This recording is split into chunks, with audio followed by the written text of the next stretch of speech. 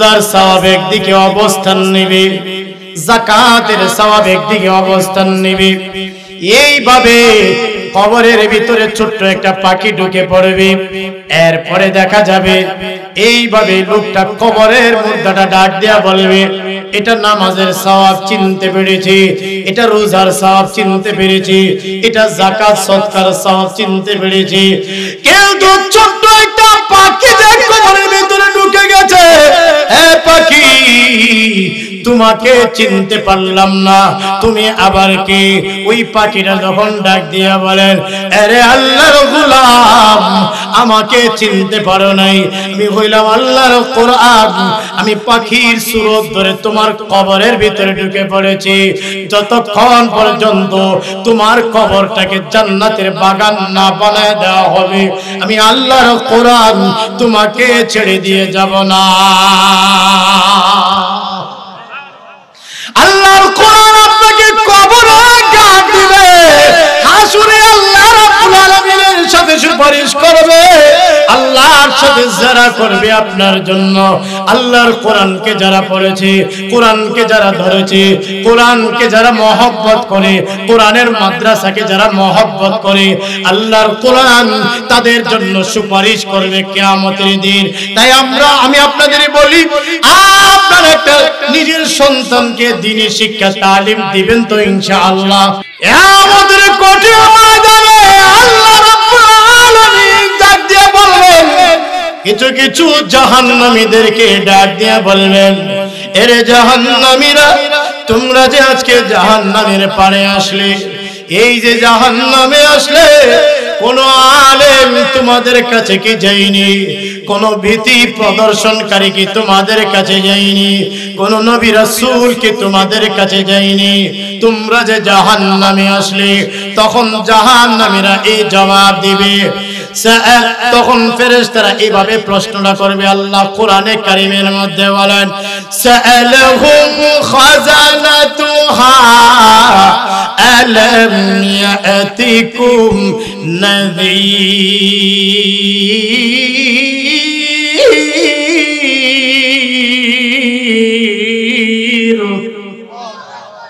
ফেরেশতারা প্রশ্ন করবে, সাআলাহুম খাযানাতুহা আলাম ইয়াতিকুম নাযীর, কোন ভীতি প্রদর্শনকারী কি তোমাদের কাছে যায়নি? তখন মানুষেরা কি বলবে? জাহান্নামীরা, ক্বালু বালা ক্বাদ জাআনা নাযীর,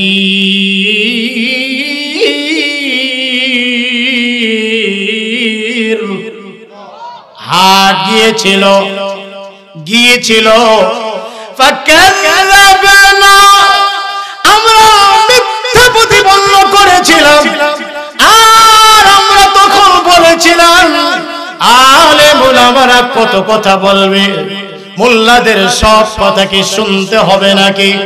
আমরা তখন এই কথা বলতাম। ফাকাযাবনা ওয়া কুলনা মা নাযালাল্লাহু মিন শাই, আমরা তখন এই কথা বলতাম। মোল্লা মৌলবীরা তো কত কথা বলবেন, মা নাযালাল্লাহু মিন শাই, এরা যেগুলো বলে আসলে এগুলো কোরআনের কথা না, অর্থাৎ আমরা তাদের কথাগুলো অবিশ্বাস করতাম। মানুষের এই কথা বলবে, আমরা মিথ্যা প্রতিপন্ন করেছিলাম, মোল্লা আলেমদের কথা আমরা মানতাম না। তো ঠিক আছে, তোমরা জাহান্নামে যাও, যেহেতু মানতা না। যদি তোমরা মানতা, নিজেরাই বলবে যদি আমরা মানতাম, তাহলে মা কুন্না ফি আসহাবিস সাঈর,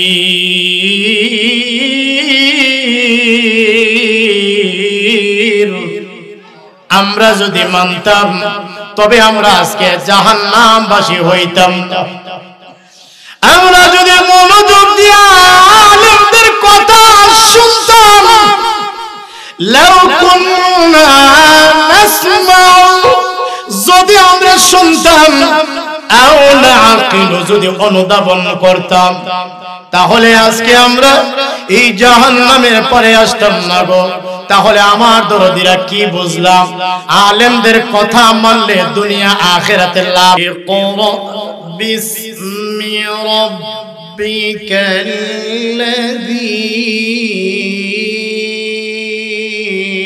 খালাক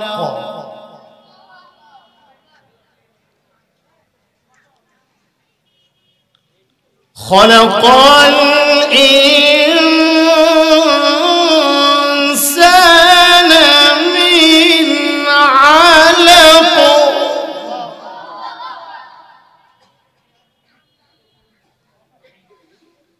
اقرأ وربك الأكرم الذي علم بالقلم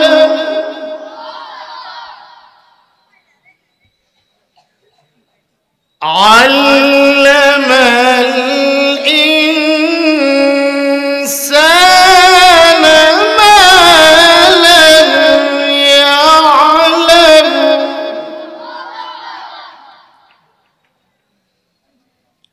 علم الإنسان ما لم يعلم وقال النبي صلى الله عليه وسلم تركت فيكم أمرين لن تضلوا ما تمسكتم بهما كتاب الله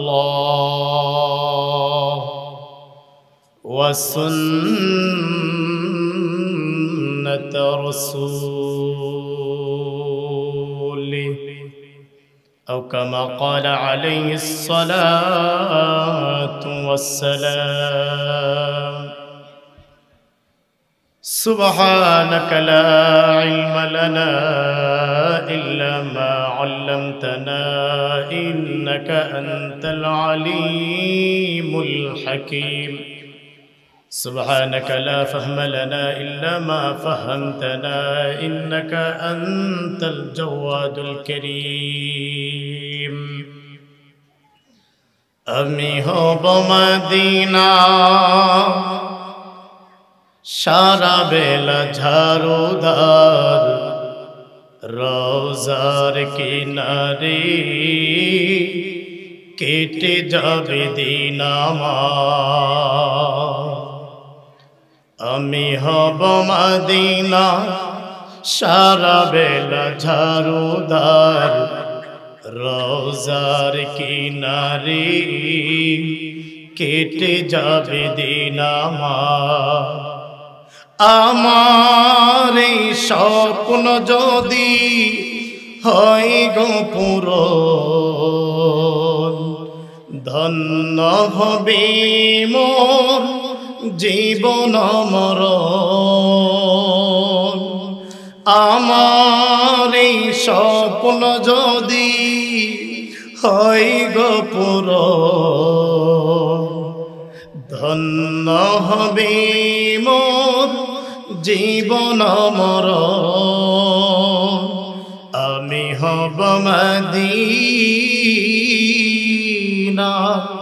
সারা বেলা ঝাড়ুদার রওজার কিনারে কেটে যাবে দিন আমার রওজার কিনারে কেটে যাবে দিন আমার اللهم صل على محمد وعلى آل محمد كما صليت على إبراهيم وعلى آل إبراهيم إنك حميد مجيد اللهم بارك على محمد وعلى آل محمد كما باركت على إبراهيم وعلى آل إبراهيم إنك حميد مجيد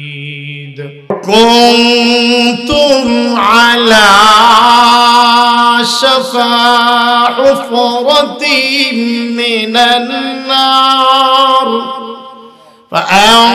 فأنقذكم منها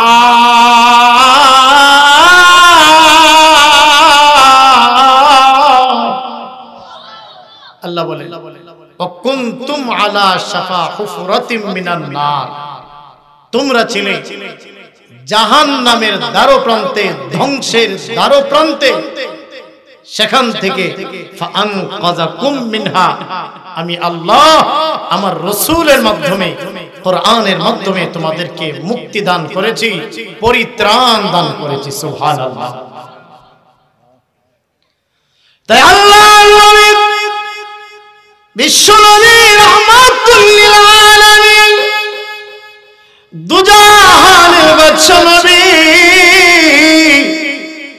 এই সমাজকে কিভাবে পরিবর্তন করা যায় নবীজির হালতটা এমন ছিল এই সমাজের ভিতরে কিভাবে সত্যপথের আলো জ্বালানো যায় কোরআনের আলো আসমানের আলো হেদায়েতের আলো কিভাবে জ্বালানো যায় এই সমাজ থেকে অন্ধকার কিভাবে দূর করা যায় রাহমাতুল লিল আলামিনকে খুব ভাবিয়ে তুলেছে নবীজির বয়স যখন 12 তখন এই সমাজ পরিবর্তনের চিন্তা ওনার মাথায় নিলেন সমাজের উন্নয়নমূলক কাজে নবীজি মনোনিবেশ করলেন বয়স কত তখন নবীজির সকলেই বলেন না মাত্র 12 বছর বয়স সমাজ সংস্কারের চিন্তায় রাহমাতুল লিল আলামিনকে বিভোর করেছে পেরেশান করেছে এই সমাজকে কিভাবে পরিবর্তন করা যায় আর আমাদের 12 বছরের কিশোররা 16, 17, 18, 20 বছরের যুবকেরা এরা কি করে সমাজ পরিবর্তনের চিন্তা চেতনা নিবেদনের কথা তার নিজের জীবনটা কিভাবে চালাবে সেই চিন্তাই তার নাই ঠিক না বেটি বেপরোয়া জীবন মন চাহি জীবন না বাবার কথা পুরাপুরি মানে না মায়ের কথা পুরাপুরি দাম দেয় না কোনো আলেম উস্তাদ কাউকে মানে আর যদি একটা হুন্ডা বাইক থাকে আমি বলছি না আপনাদের এই খাগড়াছড়ির খেদাছড়ার কথা বলছি না এই মাটিরাঙ্গার কথা বলছি না ধইরা নেন এটা একেবারে মেঘনা ব্রিজের ওই দিকের কথা এই দিকের কথা বলছি না আমি তো ঢাকায় থাকি আমার নজরে পড়ে উঠতি বয়সের যুবকরা যাদের বাইক আছে হুন্ডা আছে কি যে একটা হালত কিভাবে যে তারা চলাফেরা করে আমি নিজের চোখে দেখি যদি আপনার হুন্ডা থাকে এরপরে আপনার এই পরিমাণের অশৃঙ্খলার সাথে চলে না কোনো মুরব্বি মানে না কোনো আলেম উস্তাদ কাউকে মানে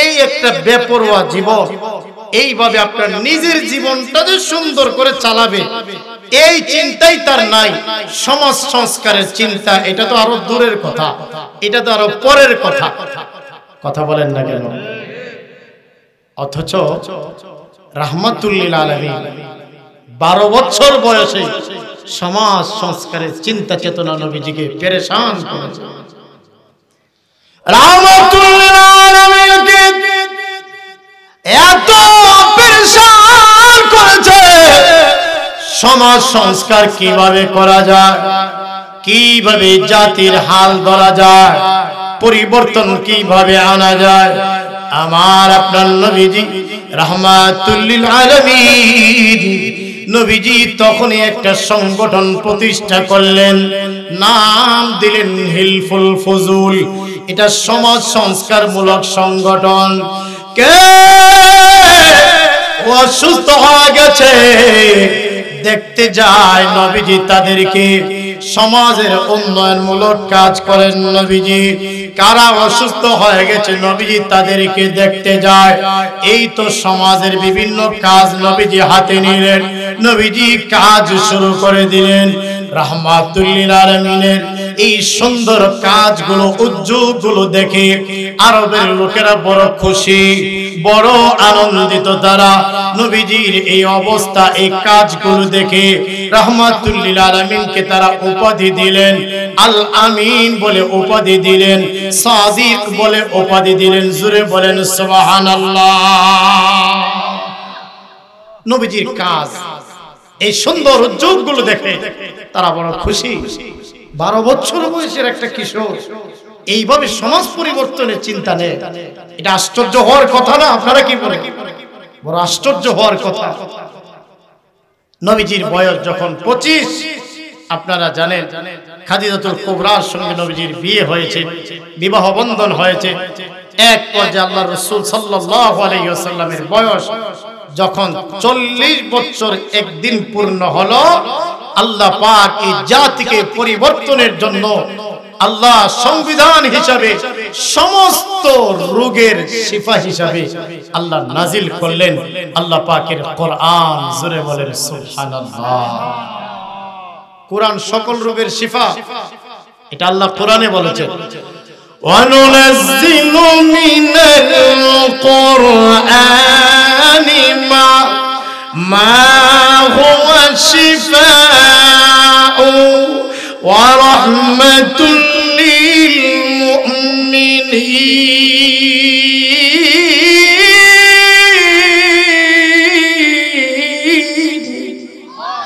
আল্লাহ নিজে বলেছেন وَنُنَزِّلُ مِنَ الْقُرْآنِ مَا هُوَ شِفَاءٌ। এই কোরআন, এই কোরআনে শিফা রয়েছে। এই কোরআন এটা একটা শিফা। আল্লাহ অন্য আয়াতে বলেছেন যে এই কোরআন এটা এমন কিতাব, এটা শিফাউল লিমা ফিস সুদূর। অন্তরের যত রোগ আছে, দিলের যত রোগ আছে, সমস্ত রোগের শিফা, সমস্ত রোগের ঔষধ হলো আল্লাহর কালাম। জোরে বলেন সুবহানাল্লাহ। অন্তরের যত রোগ আছে, সমস্ত রোগ ভালো করতে চাইলে আমাদের কি করতে হবে? কোরআন পড়তে হবে, কোরআনের অর্থ চেষ্টা করতে হবে বোঝার, জানা। এইভাবে আল্লাহর কোরআনের সাথে সম্পর্ক লাগাইতে হবে। আর না হয় ব্যক্তিগত রোগ বলেন, পারিবারিক রোগ বলেন, সামাজিক রোগ বলেন, রাষ্ট্রীয় রোগ বলেন, যত সমস্যা, কোন সমস্যার চূড়ান্ত সমাধানে যাওয়া যাবে না আল্লাহর কোরআন যতক্ষণ আমরা না মানব। ঠিক না বেঠি? মানবতার মুক্তির জন্য, মানুষের কল্যাণের জন্য, সমস্ত রোগের শিফা, অন্তরের সকল রোগের সুস্থতার জন্য আল্লাহ রাব্বুল আলামিন নাজিল করলেন এই কালামে মাজিদ। আল্লাহ রাব্বুল আলামিন সর্বপ্রথম নবীজির কাছে কোরআন নাজিল করলেন নবীজির বয়স যখন 40 বছর একদিন পূর্ণ হলো। কালাম নাজিলের আগে নবীজি যখন হাঁটা চলা করতেন, কে যেন পেছনের দিক থেকে সামনের দিক থেকে নবীজির সাথে কি বলতে চায়, কি যেন বলতে চায় নবীজিকে। রাহমাতুল লিল আলামিনের সামনে সামনে এসে দেখা দেয় না। এটা কোরআন নাজিলের আগে আমার আপনার নবীজি খাদিজাতুল কুবরা রাদিয়াল্লাহু আনহার কাছে গেলেন। খাদিজা, আমি যখন হাঁটা চলা করি, কে যেন আমার পেছন থেকে সামনের দিক থেকে কি যেন বলতে চায়, কিন্তু দেখা দেয় না। খাদিজাতুল কুবরা রাদিয়াল্লাহু আনহা বলেন, ওগো আল্লাহর নবী, ও আমার প্রাণের স্বামী, আপনি তো ভালো মানুষ। তখনও কিন্তু তিনি আনুষ্ঠানিকভাবে নবী নয়। খাদিজাতুল কুবরা বলেন, ওগো প্রাণের স্বামী, আপনি তো ভালো মানুষ, আপনি তো কোন মানুষের ক্ষতি করেন না, সুতরাং কেউ আপনাকে কষ্ট দিবে না, আপনারও ক্ষতি করবে না। ও প্রাণের স্বামী, আপনি তো মানুষের হক নষ্ট করেন না, সুতরাং কেউ আপনাকে আঘাত করবে না। আপনি তো কোনো মানুষের অকল্যাণ চান না, আপনি তো সব সময় মানুষের কল্যাণ কামনা করেন, আপনি তো সমাজের সংস্কারমূলক কাজ করেন, আপনি তো আল আমিন, আপনি তো সাদিক। ও আমার প্রাণের স্বামী, যদি আপনাকে কিছু বলতে চায়, আপনি ঘাবড়ে যাবেন না, আপনি ভয় পাবেন না, আপনি দাঁড়াবেন, কি বলতে চায় আপনি তখন শুনবেন। তো এই একটা হালত নবীজির। আল্লাহ নবী, বিশ্ব নবী রাহমাতুল লিল আলামিন, দু জাহানের বাদশা নবীজি এই সমাজকে পরিবর্তনের জন্য বড় চিন্তায়, বড় দেমগ্ন হালতে থাকেন। এটা আল্লাহর পক্ষ থেকে আদেশ হয়েছে। সমস্ত নবী রাসূলেরা তারা আসমানি কিতাব পাওয়ার আগে সমস্ত নবী রাসূলেরা দেনমগ্ন হালতে সময় কাটিয়েছে। তাই আমার আপনার নবীজিও ওই গারে হেরাতে জাবালে নূরে নবীজি দেনমগ্ন হালতে, আল্লাহর রাসূল দেনমগ্ন হালতে আছেন। ওই হালতে আল্লাহ রাব্বুল আলামিন নবীজিকে সূরাত আলাকের 5টি আয়াত দিয়ে জিবরিলকে পাঠিয়ে দিয়েছেন। জিবরিল আমিন এসে নবীজিকে বলেন, ইকরা ইয়া মুহাম্মদ, পড়ুন আপনি। নবীজি বলেন, মা আনা বিকারিন, আমি পড়তে জানি না, আমি পড়তে জানি না। এইভাবে একবার, দুইবার, তিনবার যখন বলা হলো, নবীজিও একই জবাব দেয়। আর আসল কথা হলো, জিবরিল আমিন বলেন পড়ুন আপনি, কিন্তু কি পড়বেন সেটা তো তিনি বলেন না কি পড়বেন। একবার, দুবার, তিনবার বলার পরে সজোরে চাপ দিয়ে নবীজিকে ছেড়ে দিলেন। এরপরে বলেন, ইকরা বিসমি রাব্বিকাল্লাযী খালাক, পড়ুন আপনি আপনার রবের নামে, আপনার রবের নামে পড়ুন। আল্লাযী খালাক, যিনি আপনাকে সৃষ্টি করেছেন। বলেন না সুবহানাল্লাহ। এইভাবে যখন তিলাওয়াত করতেছে তো নবীজিও তিলাওয়াত আরম্ভ করে দিলেন। একটা, দুইটা, তিনটা, চারটা, 5টা আয়াত নাজিল হলো। ওই জাবালে নূরে গারে হেরাতে 5টি আয়াত নাজিল হলো। আল্লাহ রাসূল সাল্লাল্লাহু আলাইহি সাল্লামকে আনুষ্ঠানিকভাবে নবুয়ত দান করা হলো। নবীজি নবুয়ত পাইয়া, বাস কোরআন পাইয়া, নবীজি তো খুব তাড়াহুড়া, আল্লাহর পক্ষ থেকে তিলাওয়াত, নবীজি খুব তিলাওয়াত করেন, তিলাওয়াত করতেছেন, হয়রান পেরেশান, আয়ত্ত করার জন্য, মুখস্থ করার জন্য খুব বেশি পেরেশান হয়ে গেছে। তো আল্লাহ পাক রব্বুল আলামিন নবীজিকে ওই সান্ত্বনা দেওয়ার জন্য অন্য জায়গায় আয়াত নাজিল করেছেন, লা তুহাররিক বিহি লিসানাকা লিতাআজালা বিহি ইন্না আলাইনা জামআহু ওয়া কুরআনা সুম্মা ইন্না আলাইনা বায়ানা। আল্লাহ বলেন, নবী গো, লা তুহাররিক বিহি লিসানাকা লিতাআজালা বিহি, এই কোরআনকে আয়ত্ত করার জন্য, মুখস্থ করার জন্য আপনি তাড়াহুড়ো করবেন না, অধিক পরিমাণে আপনার জিহ্বাকে নাড়াবেন না, বরং এই সমস্ত কোরআনকে আপনার ভিতরে জমা করে দেওয়া, একত্রিত করে দেওয়া, মুখস্থ করায়া দেওয়া, এর জিম্মাদারি আমি আল্লাহ গ্রহণ করেছি। নবীজি তো কোরআনের গুরুত্ব বুঝতেন, তাই আল্লাহ রাসূল বেশি চেষ্টা করতেন যে কিভাবে তাড়াতাড়ি আয়ত্ত করা যায়। আর আমাদের বাসা বাড়িতে, ঘরের আলমিরাতে তাকের উপরে আল্লাহর কোরআন রাখা, কিন্তু কোরআন অনেক সাথী ধরে দেখে না, পড়ে না। কথা কোন ঠিক না বেটি? ভাইজান মানে আওয়াজটা ভারী লাগতেছে, বেশটা কমায় দেন, বেশটা কমায় দেন।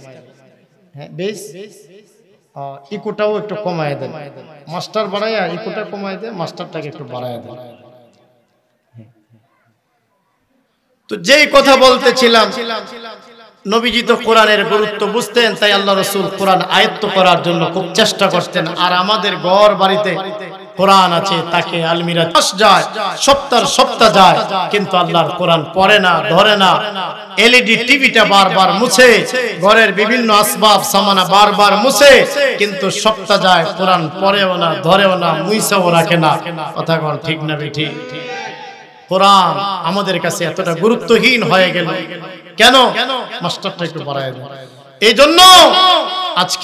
জন্য আজকে দিন দিন আমাদের দাম কমতেছে, দ্রব্য মূল্যের দাম দিন দিন বাড়তেছে। ঠিক না বেঠি? আমাদের দাম বাড়বে তখনই যখন আল্লাহর কাছে আমরা আমাদের দাম বাড়াবো। আল্লাহর কাছে কিভাবে বাড়াবো? আমাদের তাকওয়া, খোদা ভীতি এবং আল্লাহর কোরআনকে আঁকড়ে ধরতে হবে, তবে আমাদের ইজ্জত আর সম্মান আল্লাহর কাছে বাড়বে। জোরে বলেন ঠিক না বেঠি? তাহলে বলতেছিলাম নবীজিকে আল্লাহ সান্ত্বনা দিলেন, আর আল্লাহ রাসূল সাল্লাল্লাহু আলাইহি সাল্লাম নবুয়ত পাইয়া, কোরআন পাইয়া নবীজি ঘরে ঢুকলেন। আল্লাহ রাব্বুল আলামিন আমাকে নবুয়ত দিয়েছেন, আল্লাহ রাব্বুল আলামিন আমাকে কোরআন দিয়েছে। খাদিজাতুল কুবরা রাদিয়াল্লাহু আনহা বলে, ওগো নবীজি, আমি তো অপেক্ষায় ছিলাম কোন সময় আপনি কথাটা আমাকে বলবেন যে আপনি আল্লাহর নবী। এটা ঘরে গিয়া সাক্ষাৎ হলেন খাদিজার সাথে। এর আগে প্রতিমধ্যে আবু বকর সিদ্দিক রাদিয়াল্লাহু আনহুর সঙ্গে দেখা। হ্যাঁ আবু বকর, আল্লাহ রাব্বুল আলামিন আমাকে নবুয়ত দিয়েছেন, কোরআন দিয়েছেন। আবু বকর সিদ্দিক রাদিয়াল্লাহু আনহু বলেন, ওগো আল্লাহর নবী, আমি তো এতদিন পর্যন্ত অপেক্ষায় ছিলাম কখন আপনি আমাকে কথাটা বলবেন যে আপনি আল্লাহর নবী। ও নবী, আমি আর দেরি করতে চাই না, এক্ষুনি আমাকে ঈমানের কালিমাটা পড়িয়ে দিন, লা ইলাহা ইল্লাল্লাহু মুহাম্মাদুর রাসূলুল্লাহ সাল্লাল্লাহু আলাইহি ওয়াসাল্লাম।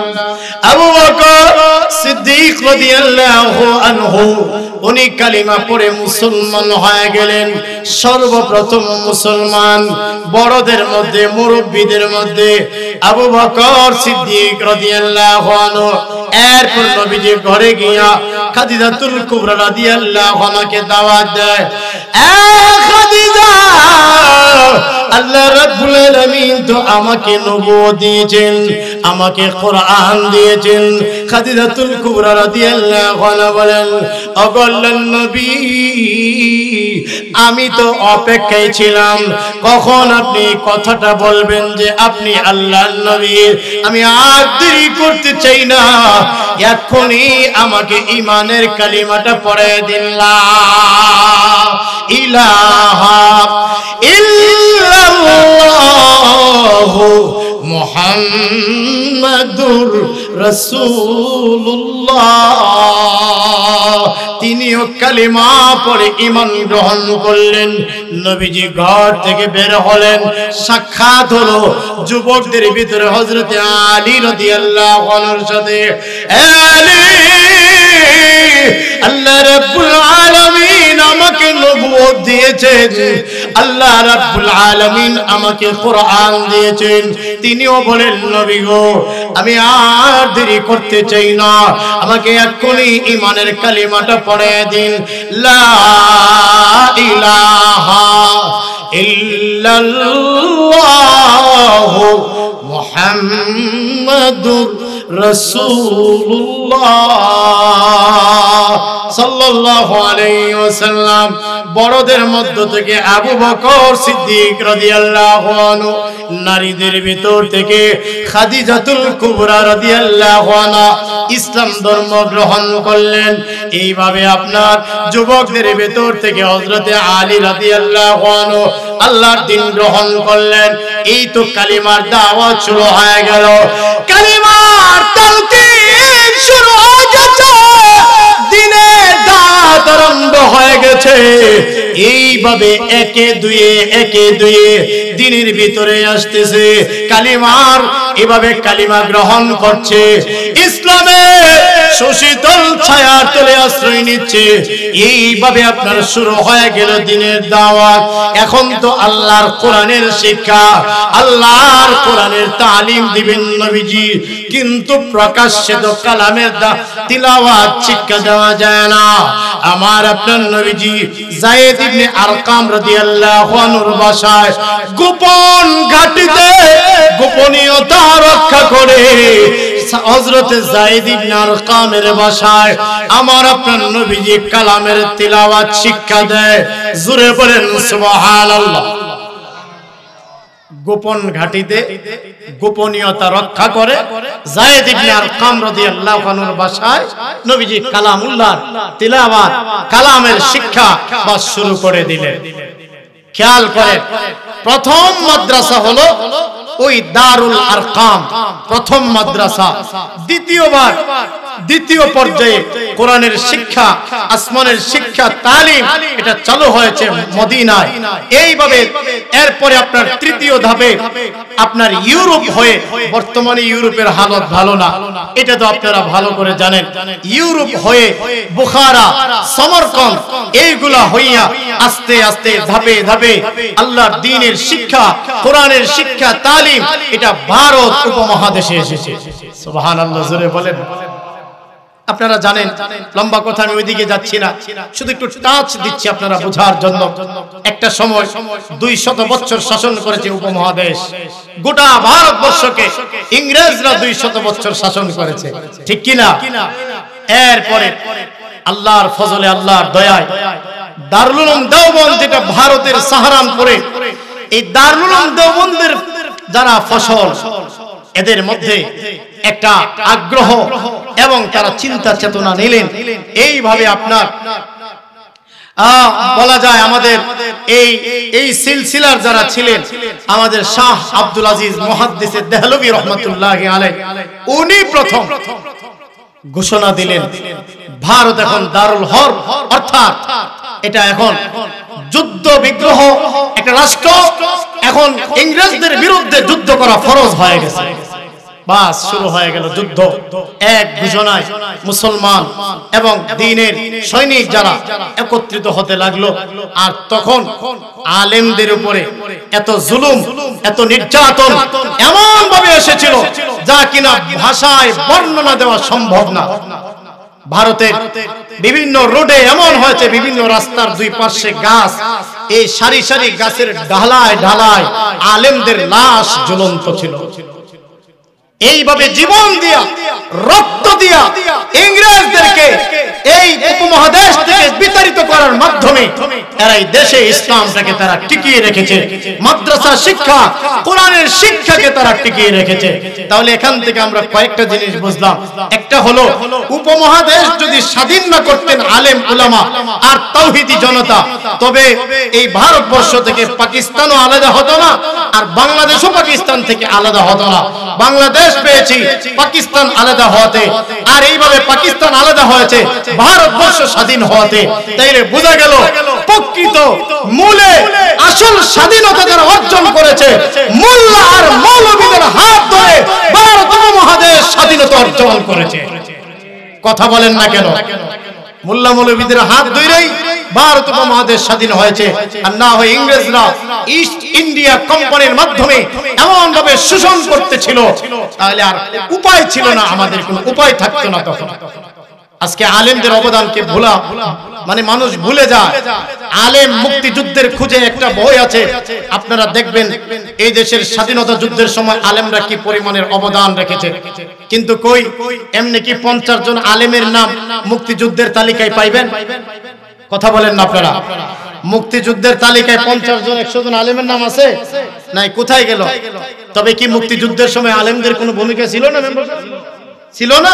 ছিল। ওদের নাম কোথায়? পাইবেন না। ইতিহাসকে সময়ে সময়ে বিকৃত করা হয়, সময়ে সময়ে ইতিহাসকে এমন ভাবে বিকৃত করা হয় নিজেদের স্বার্থ উদ্ধারের জন্য নিজের বাবা, নিজের আপনজন, নিজের ছেলে, নিজের কৃতিত্ব এইগুলাকে ভুলভাল বুঝে ইতিহাস লেখা হয়। আর প্রকৃত ইতিহাস অনেক সময় ধামাচাপা দিয়ে রাখা হয়।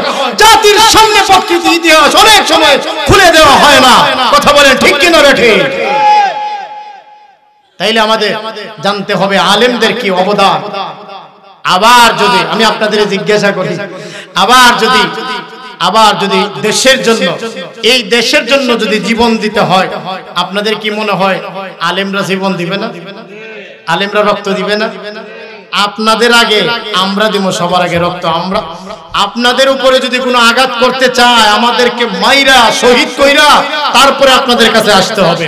এটা আমাদের প্রতিজ্ঞা, এটা আমাদের প্রতিজ্ঞা। ইনশাআল্লাহ আলেমদেরকে সবার আগে পাবেন।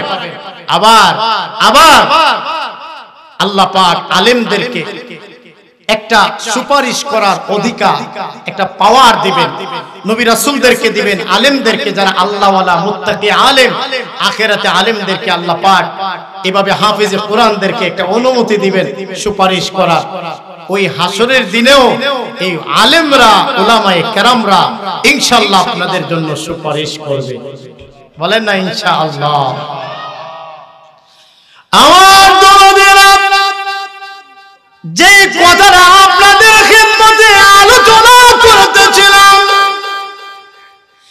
এই ভারতবর্ষে স্বাধীনতা অর্জনের পিছনে অবদান রয়েছে আলেম উলামাদের। আবারও যদি দেশের স্বাধীনতা নিয়ে যদি কোনো প্রশ্ন আসে, জীবন যদি দিতে হয়, কসম বা খোদা, সবার আগে আমাদের উলামায়ে কেরামদেরকে আপনারা পাবেন ইনশাআল্লাহ। এই দেশ নিয়ে যখন ষড়যন্ত্র করা হয়, আপনারা দেখবেন আলেমরা সবার আগে তারা ঝাঁপিয়ে পড়ে। এই দেশের মাটিকে নিয়ে যখন ষড়যন্ত্র করা হয়, উলামায়ে কেরাম সবার আগে ঝাঁপিয়ে পড়ে। তাই আপনাদের জিজ্ঞাসা করিব, আলেমদের সাথে কাঁধে কাঁধ মিলাইয়া, আলেমদের সাথে, আলেমদের পথে, আলেমদের পরামর্শে জিন্দেগি পরিচালনা করার নিয়ত আছে তো ইনশাআল্লাহ? দুইটা হাত উঁচু করে আল্লাহকে দেখান, আল্লাহ আমাদের কবুল করেন। বলেন আমিন। আরো জোরে বলেন আমিন। আরো জোরে বলেন মুক্তি আছে না নাই? মনে রাখবেন, ব্যক্তিগত জীবন, পারিবারিক জীবন, রাষ্ট্রীয় জীবন, যতক্ষণ পর্যন্ত আল্লাহর কোরআন আপনি পরিচালনা করতে না পারবেন, কোরআন যতক্ষণ কোরআন দিয়া পরিবার না চালাবেন, ততক্ষণ পরিবারের শান্তি আসবে না। মনে রাখবেন, যত অশৃঙ্খলা বিশৃঙ্খলা, এই সব কিছু হয় অজ্ঞতা তথা কোরআনের জ্ঞান, আসমানের জ্ঞান না থাকার কারণে। ঠিক কিনা? না হয় কোন আলেম, কোন হাফেজ কোরআন একজনও দেখাতে পারবেন না যে আলেম হাফেজ কিন্তু বড় ডাকাত হয়ে গেছে, বড় সন্ত্রাস হয়ে গেছে, একজনও দেখাতে পারবেন না। পারবেন? দেখাতে পারবেন না। মাদ্রাসায় পড়া বড় নামি দামি শীর্ষ সন্ত্রাসী হয়ে গেছে। তবে হ্যাঁ, আপনারা আবার বললেন না যে হুজুর একবারে দুধের দোয়া তুলসী পাতা নেই, না, এটা আমরাও বলি না। ছোটখাটো কিছু গুনাহ অপরাধ তো আমাদের আছে। আমরা তো আপনাদের মতো মানুষ, কিছু গুনাহ ভুল ত্রুটি তো আছে, কিন্তু এরকম পাইবেন না যে শীর্ষ সন্ত্রাস মাদ্রাসায় পড়া, কোরআন পড়া শীর্ষ সুর হয়ে গেছে, এরকম একজনও দেখাতে পারবেন না। কথা কোন ঠিক কিনা বেঠি? তাহলে কেন জানেন? এই শিক্ষা একটা মানুষকে প্রকৃত মানুষ বানায়, আদর্শবান নাগরিক বানায়। আপনার সন্তানকে আদর্শবান নাগরিক বানাতে চান, আপনার মেয়েকে আদর্শবান নাগরিকা বানাতে চান, তবে কোরআনের শিক্ষা আর তালিম অবশ্যই আপনাকে দিতে হবে। এছাড়া সমাজ পরিবর্তন করা সম্ভব? আরো জোরে এখন সম্ভব?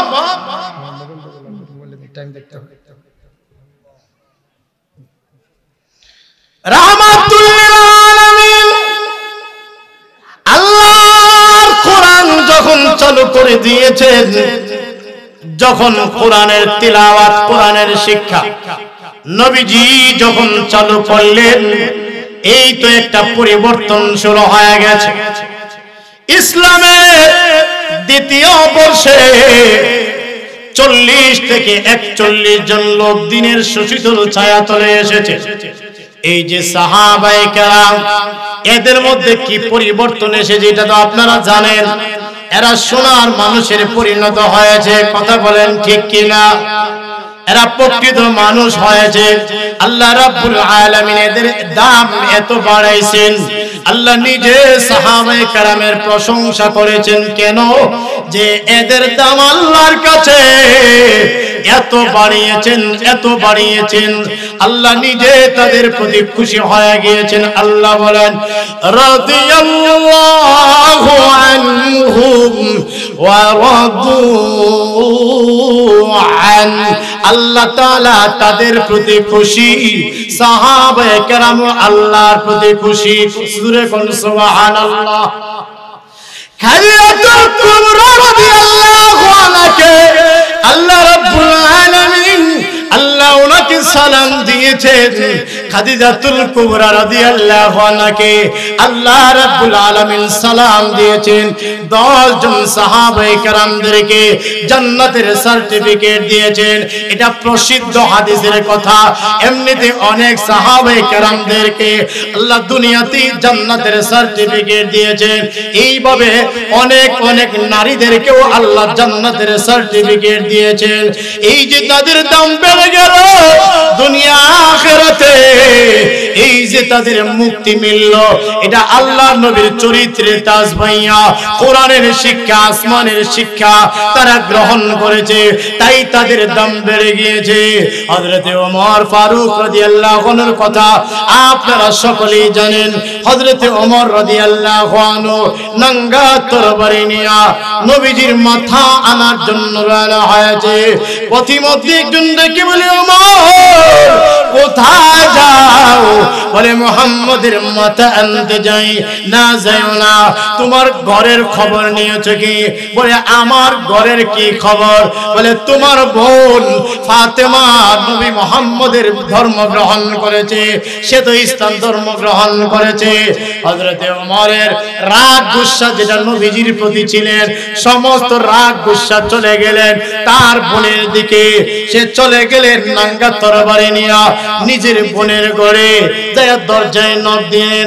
ওনার বোন বুঝতে পারলেন, হাইরে পাগলা ভাই যাইছে, আমার তো এখন রক্ষা নাই। দরজা খুলে দিল। দরজা খুলে দিতেই দেখা যায় এমন ভাবে অতর্কিত হামলা, এত মার, এত নির্যাতন ওনার বোনের উপরে শুরু করে দিলেন।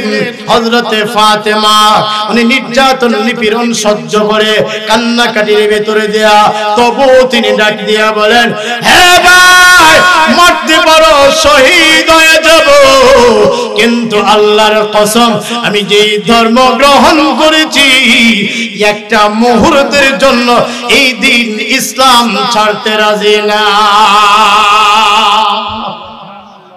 সুবহানাল্লাহ। আছেন এখানে? জোরে কোন না সুবহানাল্লাহ।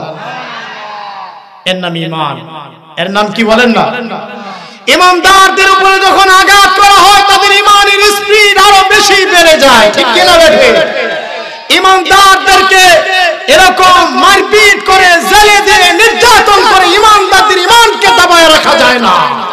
জোরে বলেন ঠিক কি না বেঠে? আমি আপনাদেরকে জিজ্ঞাসা করতে চাই, আপনারা ইমানদার কিনা? কি বলেন আপনারা?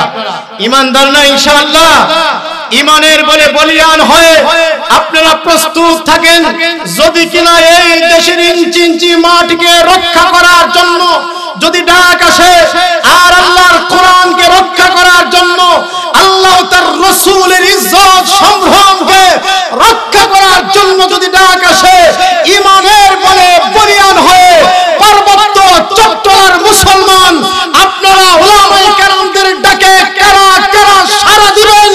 দুইটা হাত উপরে আল্লাহকে দেখায় দিন। নারায়ে তাকবীর, নারায়ে তাকবীর, আল্লাহু আকবার। ইসলামের শত্রুরা হুঁশিয়ার, সাবধান, পাথরের হাতিয়ার গর্জে উঠো একবার। একজন আপনার অনেকক্ষণ ধরে তো আলোচনা চলতেছে, আপনাদেরও একটু জড়তা ভাব দেখতেছি, একটু গরমটা গেছে, একটু জড়তা গেছে না আমাদের ইনশাআল্লাহ। এক মলম বিক্রেতা, সে আপনার রিপাবলিকের মধ্যে এসে সংবাদ পড়ে, হেরে দেখলি মনে হয় যে তার চুলকানির রোগ আছে। কথা বলেন না? ময়ূক রঞ্জন না নাম কি? হ্যাঁ, ময়ূক রঞ্জন। খালি একবার বলে দে বাংলাদেশ তো নাই, বাংলাদেশ শেষ। এই যে দেখুন আমার পকেটে হাত দিলাম, এই দেখুন বাংলাদেশ নাই। আচ্ছা বলেন, এটা কোনো কথা হইল? এটা কোনো কথা? এটা বাচ্চাও যদি এটা দেখে তো সে হাসতে হাসতে প্রস্রাবে ধরবো তার, ঠিক না বেঠি? এই যে পকেটের মধ্যে হাত দিয়ে বের করলে এখানে কি বাংলাদেশ আছে নাকি? এটা কোনো কথা হইলো? মাথার যে কিছু নাই। আসলে আল্লাহর কি দয়া, আল্লাহ আমাদেরকে খাওয়ায় গরুর দুধ, আমাদেরকে খাওয়ায় গরুর গোশত। কথা কোন ঠিক না বেটে? আর ওরা ওদের বাজারের মধ্যে বিক্রি আপনার গরুর সোনা, এরপরে আপনার গরুর গোবর মাথার দিয়ে খায় মাকে। তাইলে আর কদ্দুর এদের জ্ঞান হইবে, এটা তো বোঝা হয়ে যায়, ঠিক না বেটি? এই আরেকজন আপনার একটা মন্ত্রী হইয়া তার কথার মধ্যে একটা ভারসাম্যতা থাকার দরকার। আমাদের দেশের একজন মেম্বারও এত ভারসাম্যহীন কথা বলে না, একজন মেম্বারও এত পাতলা কথা বলে না। ওদের দেশের একজন মন্ত্রী শুভেন্দু, নাম শুনছেন নি? শুভেন্দু দরবারটা লাগাই দিয়েছে। হাই রে, আপনার শুরু হয়ে গেছে। সে আপনার ওইদিকে হসপিটালে চিকিৎসা বন্ধ করে দিছে, টুরিস্টের ভিসা বন্ধ, এরপরে নানান ভাবে বিভিন্ন ওই সদায় যা আসতো বন্ধ। এখন তো কলকাতা আরো বিভিন্ন জায়গায় মিছিল শুরু হয়েছে। শুভেন্দুরে ভাই আমাকে মেরে দিল, আমাদের ভোগা হয়ে থাকতে হবে, মরে গেলাম, এই শুভেন্দু আমাকে মেরে ফেললো, এমন একটা স্লোগান এখন শুরু হয়ে গেছে। আসলে কি জানেন, আমাদের কোনো ক্ষতি না, আল্লাহর দয়ায় এই বাংলাদেশ এটা 99% মুসলমানদের দেশ। এখানে মাঝি মাল্লাদের ঘুম ভাঙিয়ে আল্লাহু আকবারের ধ্বনিতে এখানে 360 জন আউলিয়া ঘুমায় আছে। এটা মসজিদের নগরী, এটা মাদ্রাসার নগরী, এটা টুপিওয়ালাদের নগরী, এটা পাঞ্জাবিওয়ালাদের নগরী। এখানে প্রতিদিন সকাল বেলায় মাদ্রাসার কোরআনের পাখিরা এদের ঘুম ভাঙিয়ে কোরআনের তিলাওয়াত করতে করতে, তাই এখানে আল্লাহর অজস্র রহমত, কল্যাণ, বরকত এখানে আছে। আমাদের সমস্যা হবে না, সমস্যা হলে তোমাদের সবচেয়ে বেশি হবে, ঠিক না রে? ঠিক। আমরা চাই না সংঘাত, আমরা চাই ভালোবাসার সাথে মিলেমিশে থাকতে, ঠিক না বেঠি? যাই হোক, আমার দরদিরা যে কথা বলছিলাম, আল্লাহর কোরআন যতক্ষণ আমরা সমাজে রাষ্ট্রে পরিচালনা করতে না পারবো, কোরআন নিজে না পড়বো, কোরআন রিসার্চ করার চেষ্টা না করব, ততক্ষণ আমরা প্রকৃত মানুষ হতে পারবো না। আসেন আমরা একটু সামনের দিকে যাই। আমার দরদিরা, ওগো কলিজার টুকরারা, আল্লাহর কোরআনের সাথে যার সম্পর্ক হয়ে যায়, তার দাম আল্লাহ রাব্বুল আলামিন বাড়ায়া দেয়। যেমন দেখেন, ফেরেশতাদের ভিতরে সবচেয়ে দামি ফেরেশতা জিবরিল আমিন। জিবরিলের এত সম্মান, এত মর্যাদা, আর কোন ফেরেশতার এত সম্মান নাই। কেন জানেননি? জিবরিল আমিনের ওনার মাধ্যমে আল্লাহ কোরআন নাযিল করেছেন নবীজির কাছে। কোরআনের সাথে জিবরিলের সম্পর্ক হওয়ার কারণে জিবরিলের সম্মান আল্লাহ বাড়ায় দিয়েছে। আবার সবচেয়ে দামি নবী, সবচেয়ে ইজ্জতওয়ালা নবী হলেন আমাদের নবী। তিনি ইমামুল আম্বিয়া, তিনি সাইয়্যিদুল মুরসালিন, তিনি খাতামুন নবিয়্যিন। কেন আমাদের নবীর এত দাম? এর কারণটা হলো আমাদের নবীকে আল্লাহ সর্বোৎকৃষ্ট কিতাব কালামে মাজিদ দান করেছে। আমাদের নবীর মান মর্যাদা বাড়ার কারণ কয়েকটা, এর মধ্যে একটা হলো আল্লাহ ওনাকে শ্রেষ্ঠ কিতাব কোরআন দান করেছে। তাইলে কোরআনের সাথে সম্পর্ক হইলে দাম কমে না বাড়ে? আর জোরে বলেন, বাড়ে। আপনার পৃথিবীতে শহর আছে অনেকগুলো, মক্কা মদিনার মতো এত দামি শহর আর নাই। কেন জানেননি? মক্কা মদিনা এই দুই শহরের সাথে কোরআনের সম্পর্ক কম না বেশি? আর জোরে বলেন। তাই দুই শহরের দাম বেশি। এইভাবে এলাকাতে ঘর বাড়ি আছে অনেক, কিন্তু মাদ্রাসার ঘরের দাম বেশি। কারণ এই ঘরের সম্পর্ক কার সাথে? কোরআনের সাথে। যারা কোরআন পড়ে কোরআন শিখে এদের দাম কম না বেশি? আল্লাহু আকবার। হযরত ওমর রাদিয়াল্লাহু আনহুর দাম আল্লাহ কেমনে বাড়ায়া দিলেন? ওমর রাদিয়াল্লাহু আনহু বোনকে ডেকে বলে, হে বোন, এত মার তোকে মারলাম কিন্তু ঈমান ছাড়তে রাজি না, কারণটা কি? ওনার বোন বলে, আমি ছাড়বো না ঈমান। তাহলে এক পর্যায়ে বলে, আমার কাছে দে, তোরা কি পড়ছিলি আমি শুনতে চাই। বলে, না, তুমি না পাক, তুমি পাক সাফ হয়ে আসো। পবিত্র হয়ে আসলেন। খাব্বাব ইবনে আরাত রাদিয়াল্লাহু আনহু উনি আড়াল থেকে বের হইয়া উনি বলেন, আমি তাদের কোরআন পড়াইছিলাম। এ খাব্বাব, আমাকে একটু শোনাও কি পড়েছিলে? তো এবার তিনি তিলাওয়াত আরম্ভ করে দিলেন। তাহা মা আনজালনা আলাইকাল কুরআনা লিতাশকা।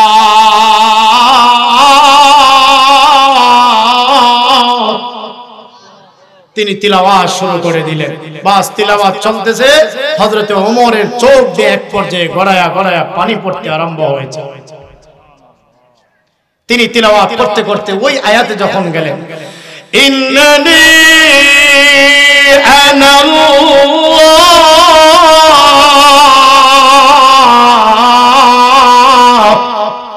এই আয়াত পর্যন্ত যখন গেলেন, বাস চোখ দিয়া পানি আসতেছে।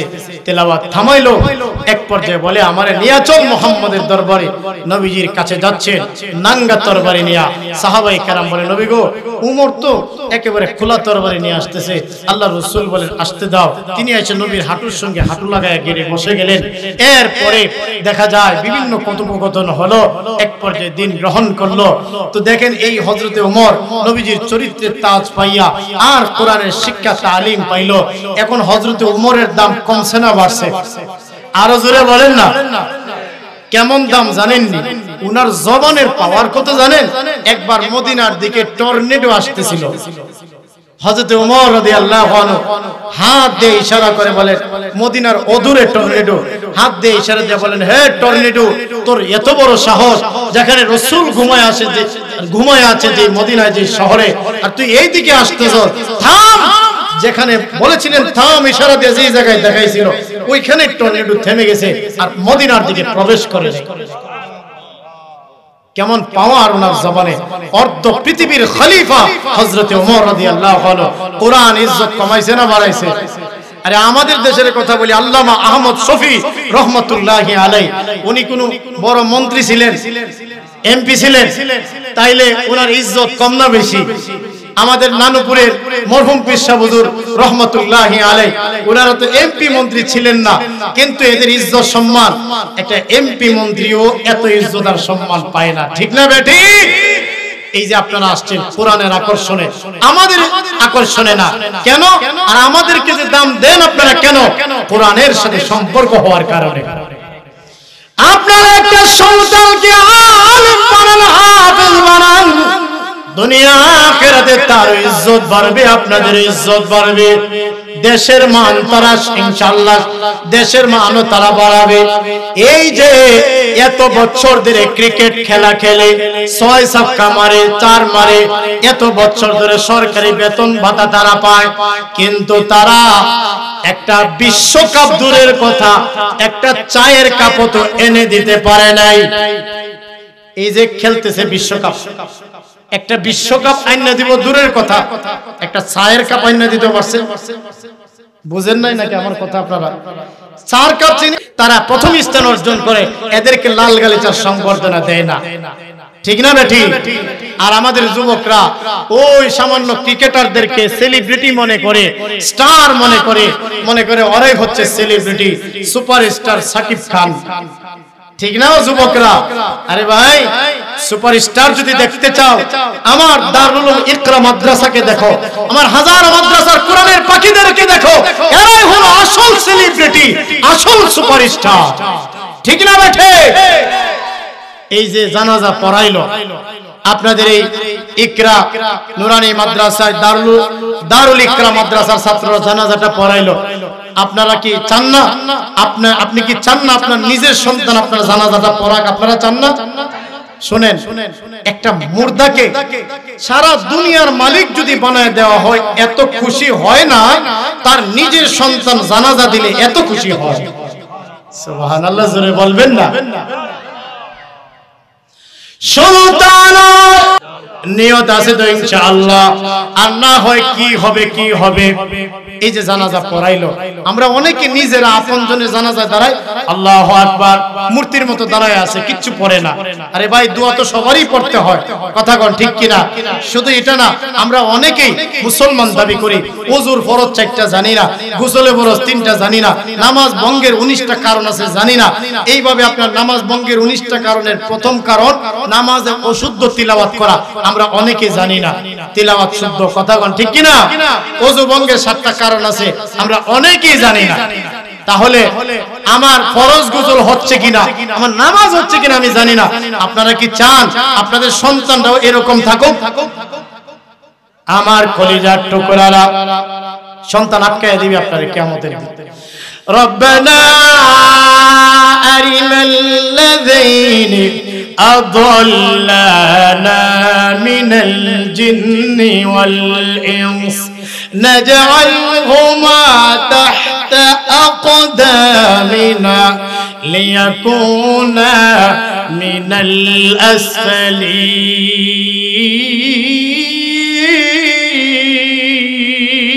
الأسفلين আল্লাহ বলেন, সেদিন সন্তানরা বলবে, আল্লাহ আমার তো জাহান্নামে দিবা, ঠিক আছে, আমার আব্বা যে আমার দিন শিখায় নাই, আল্লাহ চিনাই নাই, রাসূল চিনাই নাই, আল্লাহ আমার যে বাবা আমার দিন শিখায় নাই, তারে জাহান্নামের দরজার মধ্যে রাখো, তার বুকের মধ্যে পাড়া দিয়া দিয়া তাকে সাথে নিয়ে জাহান্নামে যাব।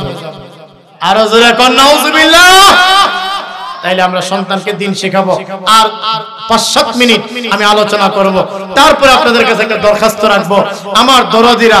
তাইলে সন্তানের মা বাবার উপরে যেমন সন্তানের কিছু দায়িত্ব আছে, মা বাবা সন্তানের হক দায়িত্ব পালন করতে হয়, ঠিক তদ্রুপ ভাবে সন্তানের উপরও কিছু হক আছে। মা বাবার ওই হকগুলো, মা বাবা সন্তানের কাছে কিছু হক অধিকার পায়, কথা কোন ঠিক না বেঠিক?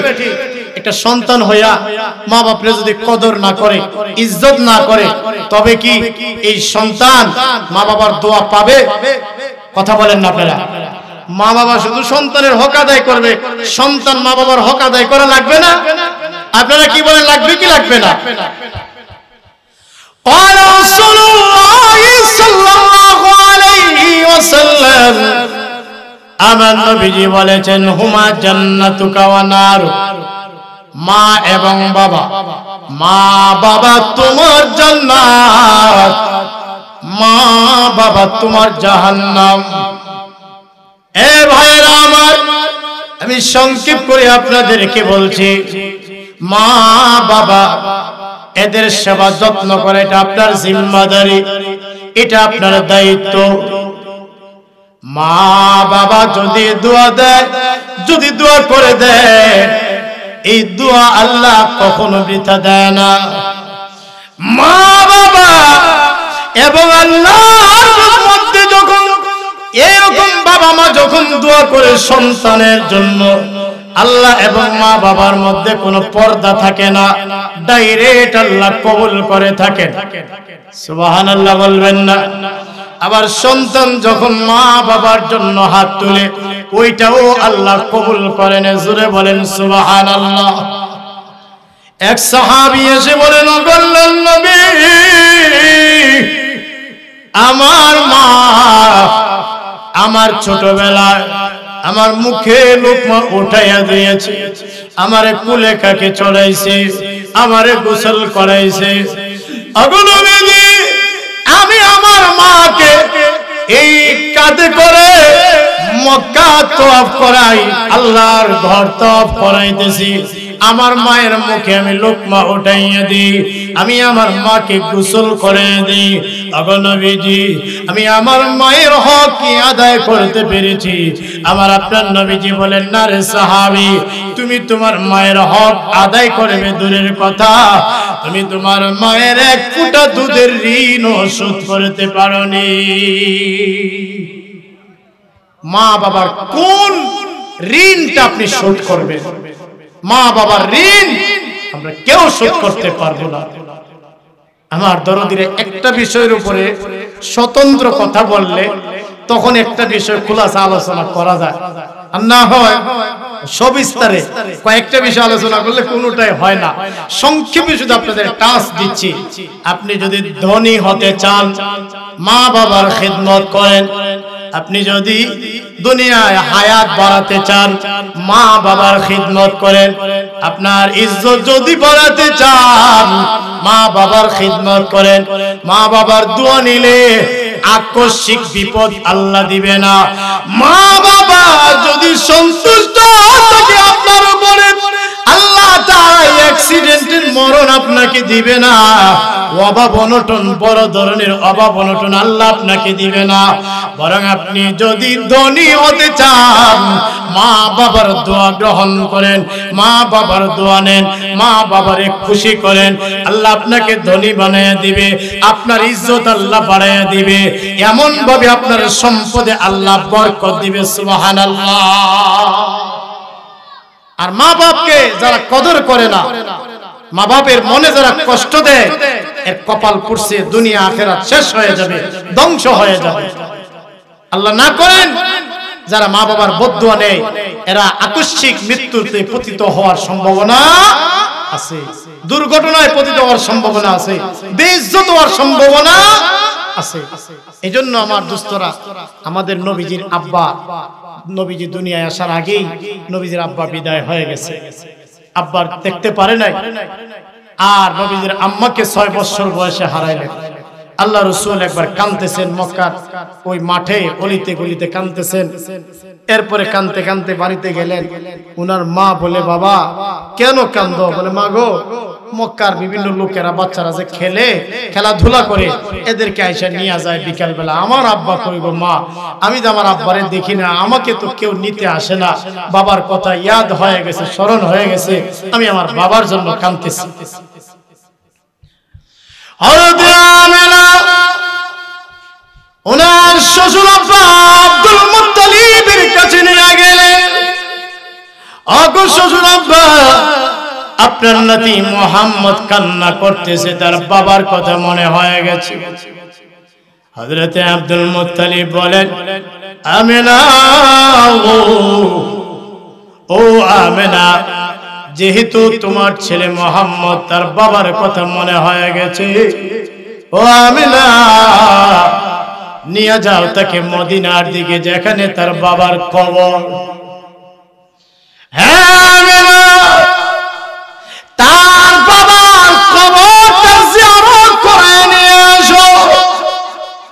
হযরত আমিনা রাহমাতুল লিল আলামিনকে সঙ্গে লইয়া, আর শিশু সন্তানকে সঙ্গে লইয়া, আর উম্মে আইমান দাসীকে লইয়া গেলেন সেই ওই মদিনার দিকে। হযরত আমিনা আমাদের নবীজির আব্বা জানের কবরটা দেখাইয়া, হাত দিয়ে দেখায় আর বলে, ও মুহাম্মদ, এটা তোমার বাবার কবর। রাহমাতুল লিল আলামিন আব্বা জানের কবরটা দেখা হামা করে কান্না শুরু করে দিলেন। নবীজি বড় কাঁদতে লাগলেন। আব্বা,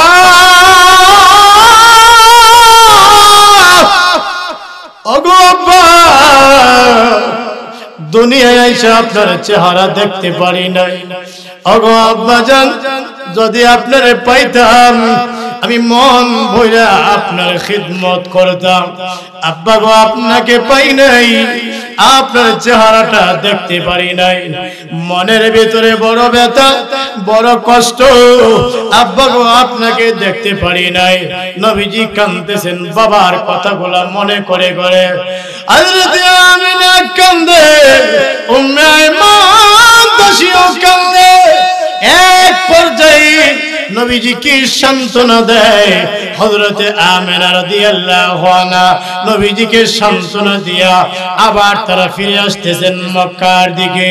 পথিমধ্যে এক জায়গায় আসে হযরতে আমেনা অনেক অসুস্থ হয়ে গেলেন, ভীষণ অসুস্থ হয়ে গেলেন। আর হযরতে আমেনা রাহমাতুল লিল আলামিন তিনি তো পরবর্তীতে নবী হবেন। ওনার শিশু সন্তান মুহাম্মদকে ডাক দিয়া বলেন, এ সন্তান, আমি তো ভীষণ অসুস্থ হয়ে গেছি, না জানি রে আমিও দুনিয়া থেকে বিদায় হয়ে যায়।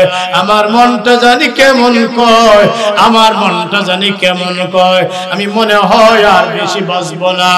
রাহমাতুল লিল আলামিন তিনি ওই জায়গায় কাঁদে হাউমাউ করে কান্না শুরু করেছেন। মা মাগো,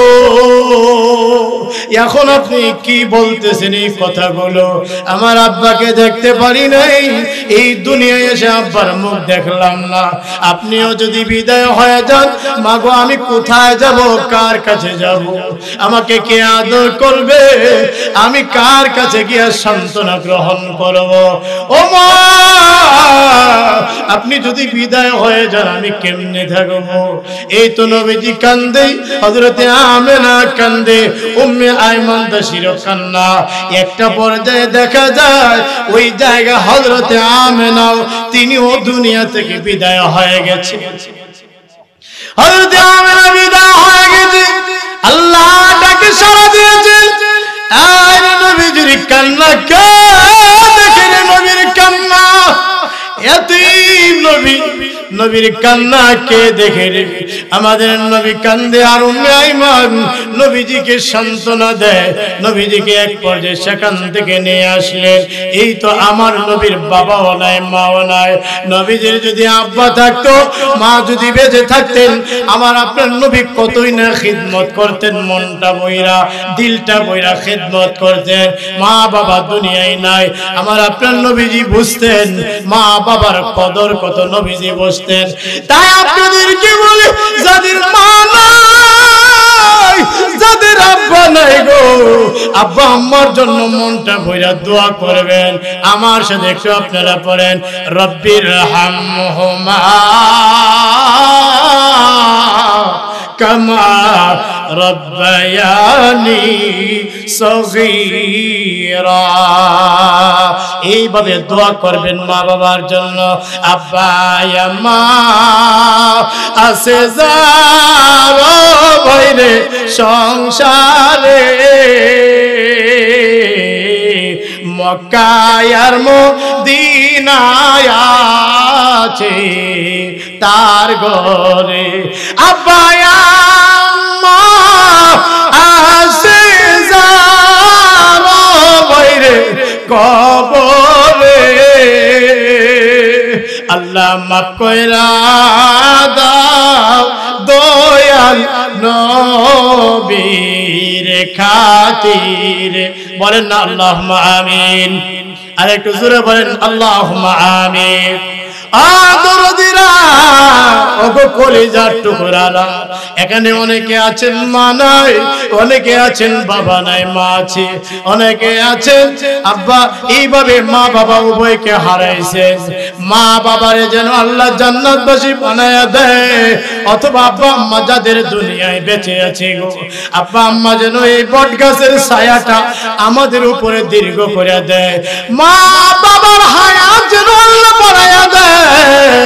আমি আপনাদের কাছে দরখাস্ত করব, কোরআনের মহব্বতে, কোরআনের ভালোবাসায় মা বাবার প্রেমিক কারা আছেন, আব্বা আম্মার হায়াত যেন আল্লাহ বাড়ায়া দেয়, আব্বা আম্মাকে যেন আল্লাহ জান্নাতবাসী বানায়া দেয়। নিয়ত কইরা কইরা আব্বার পাগল, মায়ের পাগল কে আছো রে ভাই? কে আছো কোরআনের পাগল? আল্লাহর কোরআনের সুপারিশ পাওয়ার নিয়তে সদকায়ে জারিয়ার একটা গাছ লাগায়া দিবেন। এই যে এই মাদ্রাসাটা, এটা আপনাদের কষ্টের টাকার মাধ্যমে, আপনাদের অনুদানের মাধ্যমে আলহামদুলিল্লাহ এতটুকুন আসছে। এখন আপনারা যদি চেষ্টা করেন, ইনশাআল্লাহ সামনের দিকে আগাবে। নতুন বিল্ডিং এর দরকার